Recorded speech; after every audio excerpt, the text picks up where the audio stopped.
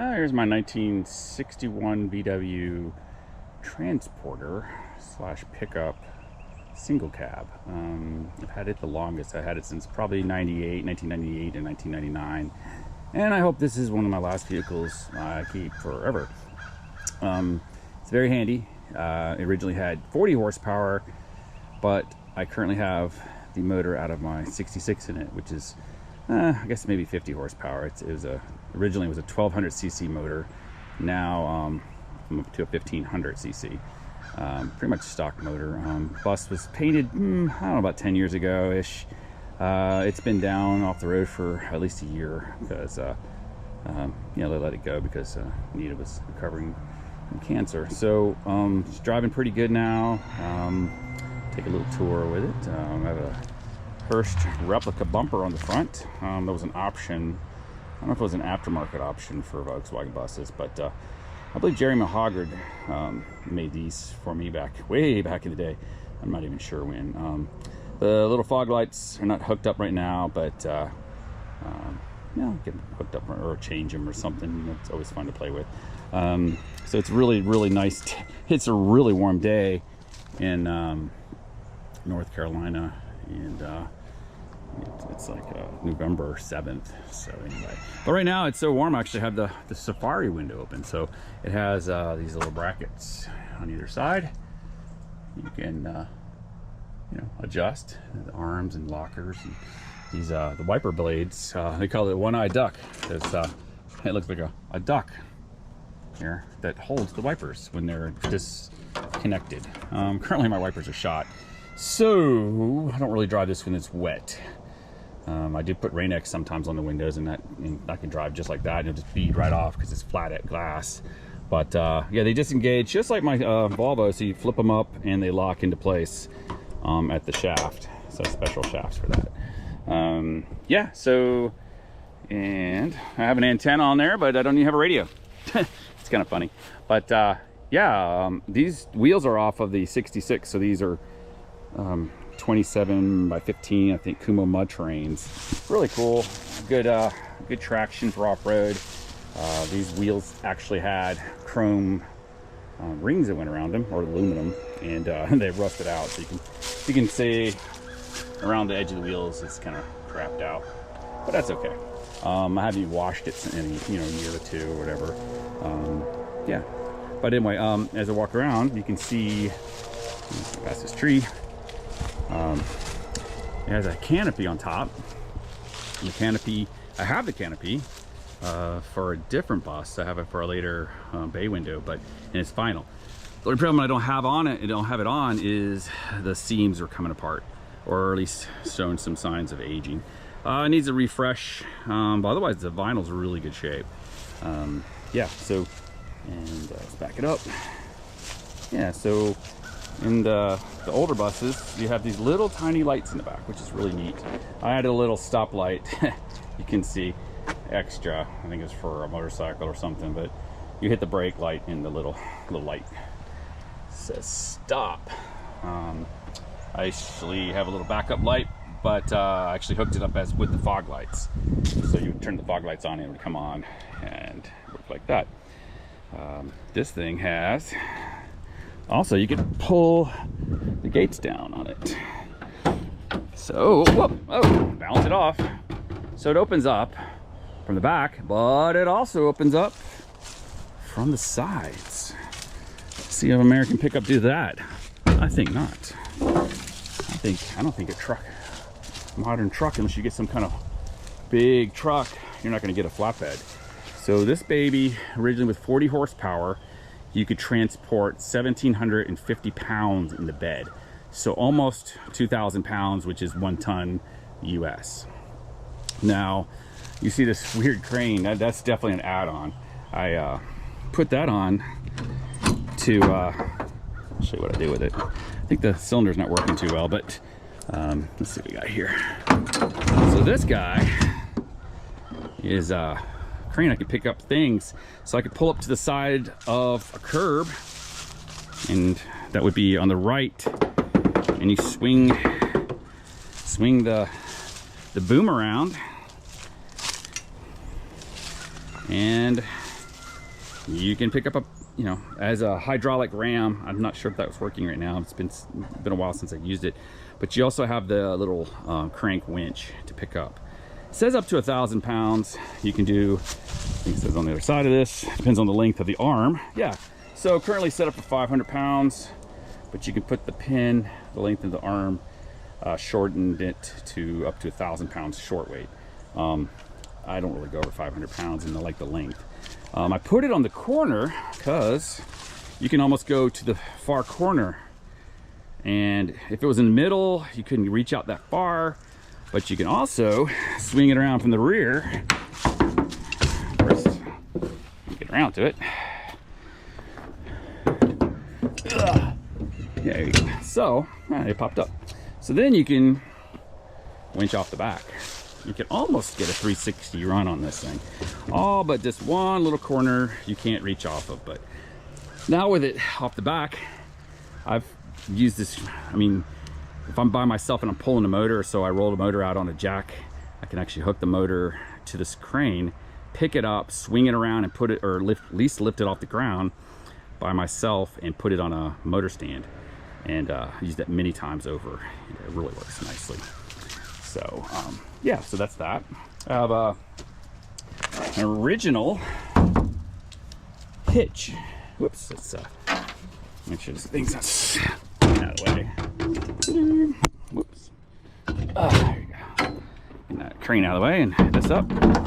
But the ball hitch is a European style.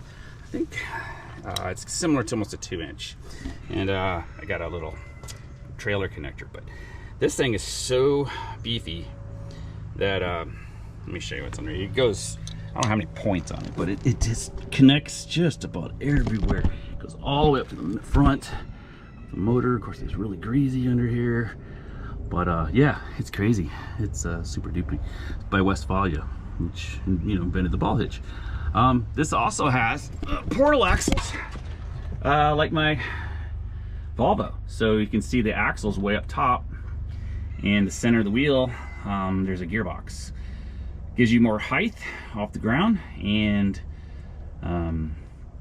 you know, it gears a little lower so you can carry heavier loads. So 62, you know, maybe screaming at 65 is about all this thing will do. Pretty much almost similar with the Volvo. Let me catch you in a minute. Got a phone call. I'm now back after the doctor call. Confirm appointment. Yay! So anyway, I will show you the motor after we just showed you the Westphalia hitch and underneath. So this has a little funny, called a church key. The key is kind of a square-looking thing, kind of like an old church would have. But you put it in here, and then oops, tight. Hits there. More wires fall off. Whichever the heck that went to. Oh, around maybe. I don't know. The wire's gone anyway. Don't worry about it. Anyway, more to do. Here's the 1500. I have an old vintage, like 40 horsepower oil bath. The old school air cleaner, which is an oil in there, and it keeps some filaments go through there. So as dirt comes through, it sticks to the oil, and eventually works its way back down to the bottom of the little air cleaner. And then you have to clean it out. It's really nasty, but hey, they work really well. The motor's a little old and school and dusty. I live on a dirt road, so yeah. I even have the original governor. Governor's actually hollowed out, so it just looks like it's there. But it worked. I mean, it did work. In fact, it was a pain in the butt. You get to 60 miles an hour, and it would just shut down, make you drop to like 55 all of a sudden, because the governor would kick in, and it worked. But I didn't like it because it was painful, and it couldn't get that good enough speed for the highway around here. But yeah, that's it. I forget these wires. Oh, so I'll figure that out later. Come back around to it. So another beautiful thing about these trucks is the cargo bay. You can see it's a big thing, about the pretty good size, and you also use a church key, prop it open, or open it up, and you have a tremendous, where's the whole 10-gallon gas can, but you have space all the way to the other side that you can lock up with the church key. And I've seen people with putting rollers in here. You can, or shelving that can go in and out. I may end up doing that eventually, but I don't use it that much. But if I did need it, it's a good place to lock up stuff. Yep. Shut it. And it's actually, you can get keys for it too, so it makes it really lockable. Right now, I don't need it. And coming around, here's the interior. So, bench seats 3. Interior was really never put back right. And I did one door panel a while back, and hell, it's already fallen apart. Yeah, so I didn't even bother with the other panels and the roof liner and everything like that. So, speedometer only goes to 80, and I think that's only if you fall off a cliff. So, I got this little mileage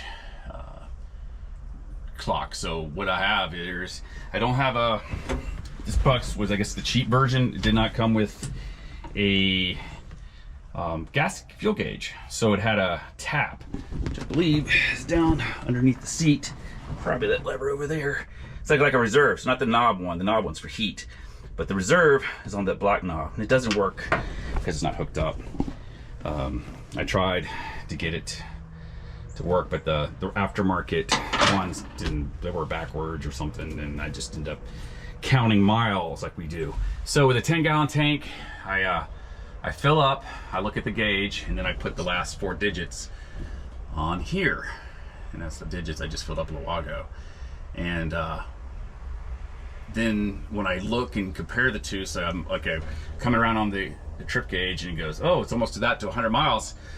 I used about 6.4 miles in the last 100 miles, pretty much running around town. So not very good gas mileage, but it holds 10, so 6.4. I could probably push it to 120 next time, and see how many miles I can get on it. But you just don't want to run out, because unless you bring gas with you, then you're stuck on the side of the road. A nice little light back here. Here's a vent. I actually tape up because it's in the winter time. It just the seals are so bad, it just blows through. This thing only has one visor. It's kind of funny. It's a cardboard, kind of a cardboard thing, and it does turn. It's I don't know if it's brittle, but it works enough. But the other side doesn't have a visor. I'm not sure if that's just an option on. I ended up putting a grab handle for the passenger, because it's always good to have. And this is a little aftermarket thing here, for cup holders, so you can put mail in this thing here, which works pretty well. And you can actually flip that out and put a basket, but it'll hold a nice cup. I had the original radio block off, so I have the antenna, but I have no radio, and it never did. It actually has the original block off, which is kind of, I guess, semi-desirable. Everybody likes it, but then you don't have radio. I may not change that. It's pretty loud in here, so I don't know if I need a radio, but if I did, it has to be pretty loud. Then you can see cow pictures, one in the back, and then there's a sheep picture. Those are from my mom when she passed. Had these little cute little classy frames, and I just stuck them up on the truck side just for reminding me of her. And it's pretty cool. It's something to remind your parents and things you have. But yeah, that's I guess that's all for now. I'm going to go drive to get some beer, because why not buy beer in a German truck? Seems like the best thing to do. And I'm out. So let's go for a drive. I'm going to see if this works. I just laid it on the back seat. Not sure if it's going to do anything, but let's see what we got. I still run a 6-volt coil, or no, excuse me, a 6-volt starter on this thing, and it's 12 volts, so it turns very fast.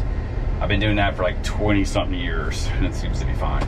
Those old 6-volt coils are bulletproof, but yeah, so let's get it going. Head out.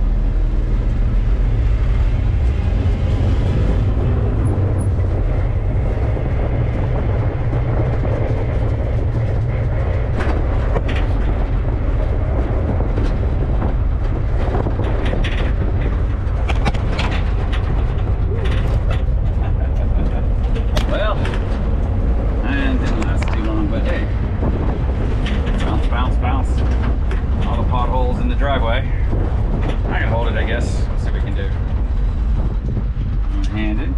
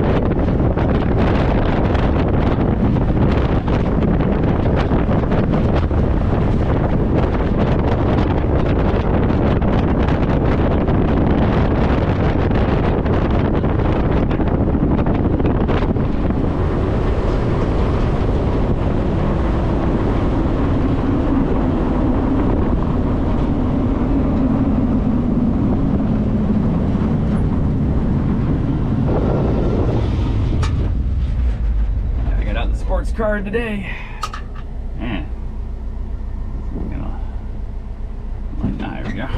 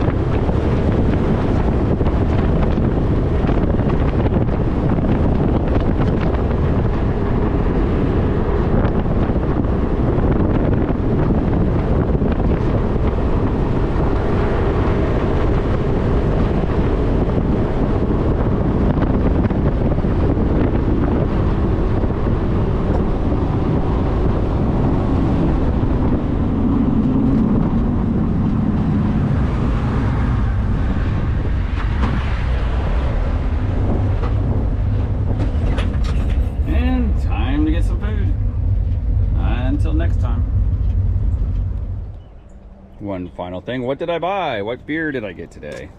My beer choices vary per day and what's on not sale or not on sale, but you know, kind of Negro Mandela has always been a good one for me for dark beer, and it's been smooth and pretty tasty, so that's pretty good. And I got these guys, New Belgium, which is out of Colorado and now Asheville, I think. Triple Belgian style ale.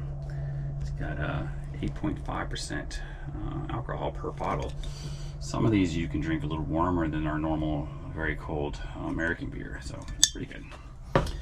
And one more. Oh, I think I haven't had one of these in a long time. It's Guinness. You can't go wrong with Guinness. And I had the nitro bottle, so this is the stout drop. I can. Irrigated drop, smooth and creamy. Yeah, I kind of like those. It's nice to have every once in a while. So, hope you all have a good one too, and until next time.